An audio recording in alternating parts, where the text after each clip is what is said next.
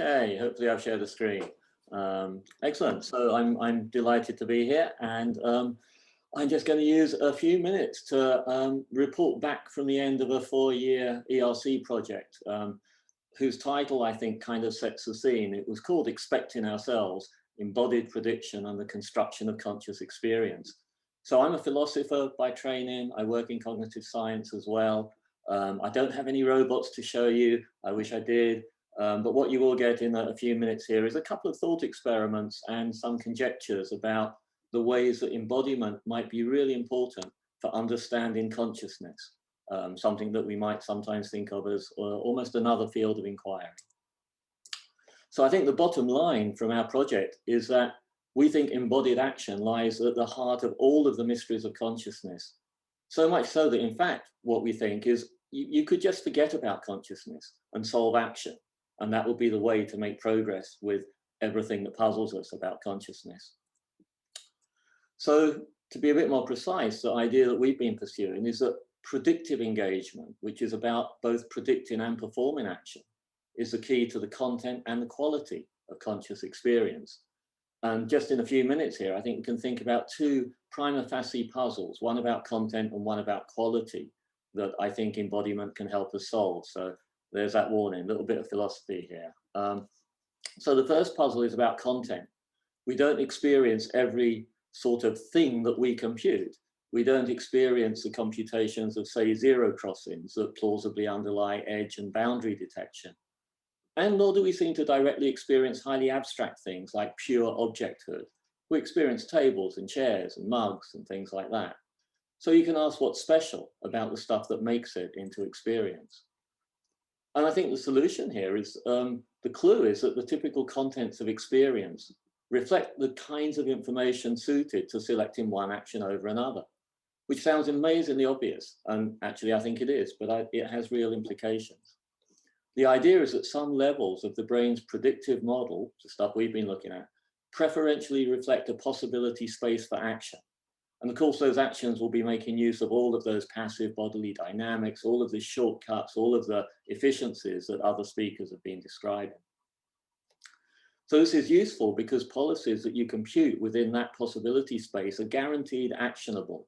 They'll depict doable things that will help us approach our goals. Here's Migo, the orangutan.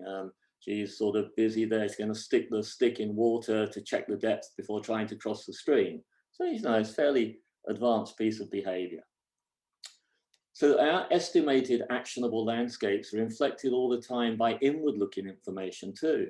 So I think if we're thinking about embodied action, we shouldn't just think about those external actions. There are all of the internal ones where your body has to take action to keep itself within the bounds of viability.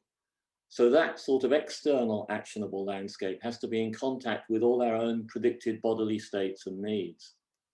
Maybe this is what underpins emotion that was mentioned earlier. Maybe it installs a kind of sense of mattering, why our actions actually matter in the world. These are Iberian goats climbing an almost vertical dam wall to harvest salt. So their actionable landscape is quite an interesting one. So I think all these ideas about actionable spaces and embodied mattering fit very well with Professor Kuniyoshi's opening, one of the remarks in the lovely opening talk: embodiment imposes meaningful constraints. It's a way of pursuing that kind of idea. I won't say anything much about this, but you could dig deeper. You could look at the quantity known as expected free energy, the cumulative prediction error expected under a sequence of actions. And there's a lot of work in predictive processing that suggests that this might be very relevant to understanding conscious experience. And I think we sort of fill in the gap there by noticing that it might be relevant because it delivers a sense of poise over an action space. We believe that consciousness and knowing your own poise over an action space are so intimate that if you understood knowing poise over an action space, you'd have solved consciousness. So there are direct links to the emergence of a thin sense of self.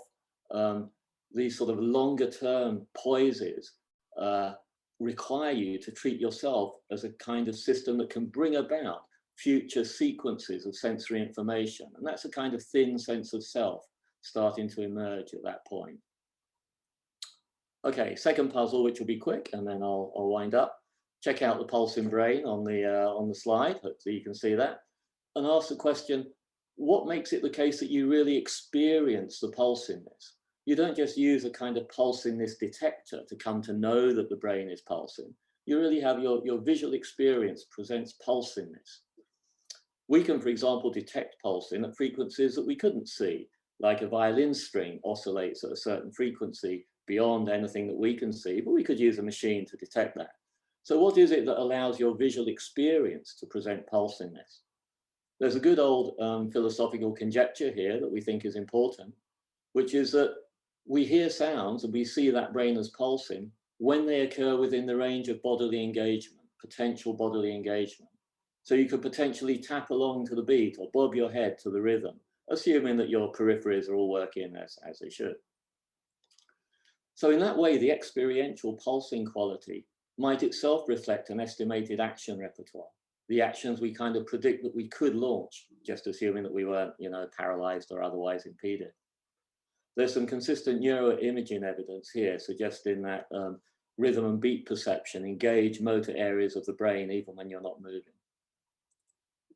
So this is all very speculative and incomplete, but our idea is that better attention to action and embodiment, when you locate it within this bigger framework of seeing the brain as a prediction machine, will help us understand why conscious experience has the contents and character it does.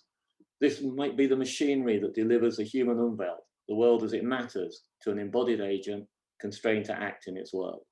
So those are all the things that I wanted to say today. It's just trying to suggest that embodiment is super important for understanding consciousness and all of higher level cognition. Thank you. Thank you very much, Andy. Wow, it's amazing how much you can put it in 10 minutes. And I was always skeptical about this time constraints, but you prove it's actually very effective. Thank you very much. June, do you want to come out for your screen? Yeah, sorry. Yeah, I do that.